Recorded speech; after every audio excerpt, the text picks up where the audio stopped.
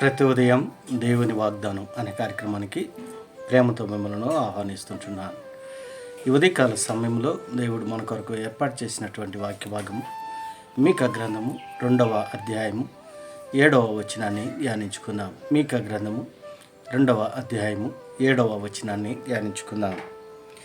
యథార్థముగా ప్రవర్తించువానికి నా మాటలు క్షేమ సాధనములు కావా.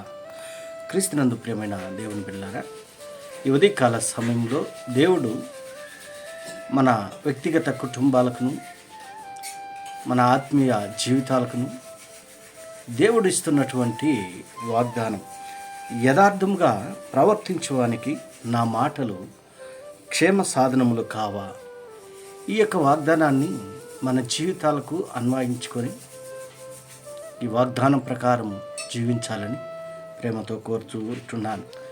మరి ఈ యొక్క మాటల్లోని ఆత్మీయ సత్యాలను మనం గ్రహించినట్లయితే, ప్రవక్తలో ఒకడైనటువంటి మీకా యెషయా ప్రవక్తకు సమకాలికుడైనటువంటి ఈ యొక్క మీకా ప్రవక్త.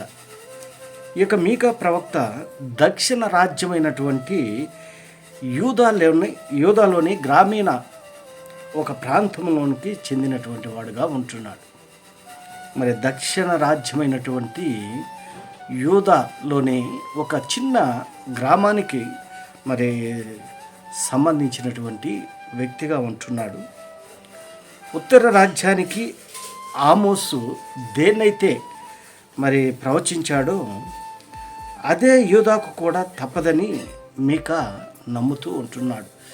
ఆమోస్ ప్రవక్త మరి ఉత్తర రాజ్యానికి ఏదైతే సంభవిస్తూ ఉంటుందో అని ప్రవచించాడో అదే ప్రవచనము అదే రీతిగా మరి యూదాకు కూడా తప్పదని మీకా నమ్ముతూ ఉంటున్నాడు. ఎందుకంటే దేవుడు అన్యాయాన్ని సహించడు. ఆయన న్యాయవంతుడుగా ఉంటున్నాడు. అన్యాయాన్ని ఏమాత్రము సహించని దేవుడుగా ఉంటున్నాడు. భవిష్యత్ కాలం గురించి నిరీక్షణాస్పదమైనటువంటి మరియు స్పష్టమైనటువంటి సందేశాలను ఈ యొక్క మీకా గ్రంథంలో మనం చూడగలం. ఈ యొక్క మీకా గ్రంథంలో మరి 3 ప్రాముఖ్యమైనటువంటి అంశాలు ఈ యొక్క 7 అధ్యాయాల్లో ఇమిడి ఉంటున్నాయి. 3 ప్రాముఖ్యమైనటువంటి ఘట్టాలు ఈ 7 అధ్యాయాల్లో మనం చూడగలం. మొదటిది, ఇశ్రాయేలు మరియు యూదా పైన తీర్పును ఈ యొక్క మొదటి భాగంలో మనం చూడగలము. 2వ భాగాన్ని మనం గమనించినట్లయితే పునరుద్ధరణ మరియు సమాధానం 2వ భాగాన్ని మనం చూడగలం. 3వది శిక్ష మరియు నిరీక్షణ. ఈ 3 భాగాలు ఈ యొక్క మీకా గ్రంథంలో మరి ఇమిడి ఉంటున్నాయి. క్రీస్తునందు ప్రియమైన దేవుని బిడ్డలారా, మరి తన ప్రజలైనటువంటి ఇశ్రాయేలును ఉద్దేశించి దేవుడు ప్రవక్త ద్వారా వారితో మాట్లాడుతూ ఉంటున్నాడు. యథార్థంగా ప్రవర్తించడానికి నా మాటలు క్షేమ సాధనములు. మరి యథార్థముగా ప్రవర్తించేటువంటి వారికి దీవెనలు మెండుగా వస్తాయని దేవుని యొక్క వాక్యంలో మనం చూస్తున్నాం. దేవుని యొక్క పరిచర్యలో నమ్మకంగా, దేవుని యొక్క పనిలో నమ్మకంగా, దేవునిలో నమ్మకంగా ఉండుట చాలా ప్రాముఖ్యమైనది. ఇశ్రాయేలు యొక్క ప్రజలు ఆ నమ్మకాన్ని కోల్పోయారు. దేవుడు ఏ రీతిగా వారిని కాచి కాపాడాడో, మరి ఏ రీతిగా అయితే అద్భుత కార్యాలను జరిగించాడు, అవన్నీ కూడా మరచిపోయి అపనమ్మకంతో వారు బ్రతుకుతూ ఉంటున్నారు. అపనమ్మకంతో వారు జీవిస్తూ ఉంటున్నారు. అందుకే దేవుడు ప్రవక్త ద్వారా వారితో మాట్లాడుతూ ఉంటున్నాడు. ఆయన యొక్క సన్నిధిలో నమ్మకంగా ఉన్నట్లయితే క్షేమకరములుగా జీవితాలు ఉంటున్నాయి. అందుకే ప్రకటన గ్రంథంలో మనం గమనించినట్లయితే 2వ అధ్యాయం 10వ వచనంలో, మరణం వరకు నువ్వు నమ్మకముగా ఉన్నట్లయితే జీవ కిరీటాన్ని ఇస్తానని దేవుడు అక్కడ వాగ్దానం చేస్తుంటున్నాడు.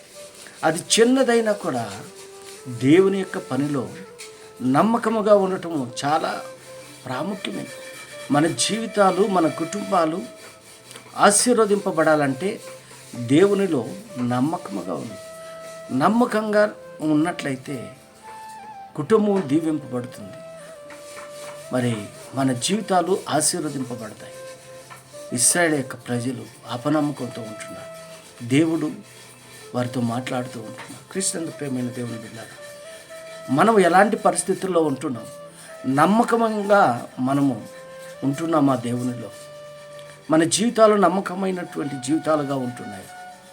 ఒకవేళ అపనమ్మకంతో నువ్వు జీవిస్తూ ఉన్నట్లయితే ఈ క్షణమే దేవుని సన్నిధిలో నువ్వు తీర్మానం చేసుకొని దేవుని కొరకు నేను నమ్మకముగా ఉంటానని తీర్మానం చేసుకున్నట్లయితే దేవుడు నీ ప్రార్థన, నా ప్రార్థన ఆలకించి మనల్ని ఆయన కుమారులుగాను కుమార్తెలుగాను అంగీకరిస్తాడని ఈ కొద్ది మాటల ద్వారా నేను హెచ్చరిక చేస్తుంటున్నాను. దేవుడి యొక్క మాటలను మీకును మీ కుటుంబాలకును ఆశీర్వాదకరంగా దేవుడు మార్చినగాక. ఆమేన్.